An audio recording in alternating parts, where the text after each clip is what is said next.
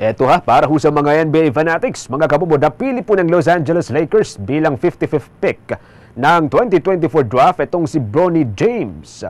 Dahil po rito ay guguhit ang mag-amang LeBron James at Bronny James ng kasaysayan ng National Basketball Association na kauna-unahang father-son duo dahil po yan sa iisa ang kanilang magiging kupunan. Ito ho ang Los Angeles Lakers. Ang nasabing draft ay inanunsyo mismo itong si National Basketball Association Deputy Commissioner Mark Tatum.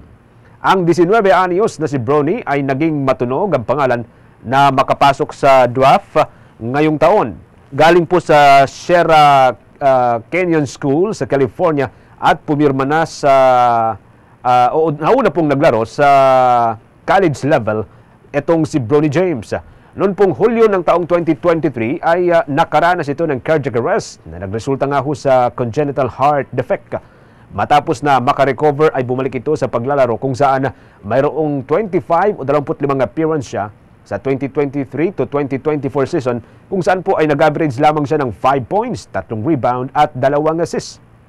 Maalala mga kabumbukas na nation na sinabi noon itong si National Basketball Association star LeBron James na hangad niyang makasama sa kupunan ang kanyang anak. Pakinggan po natin ang naging anunsyo ng Los Angeles o kasabay po yan ng pag-draft kay Bronny John. With the 55th pick in the 2024 NBA Draft, the Los Angeles Lakers select Bronny James from the University of Southern California. Bahagi po yan ng drafting kay Bronny James, mga kabumbo, ang anak nitong si NBA King LeBron James.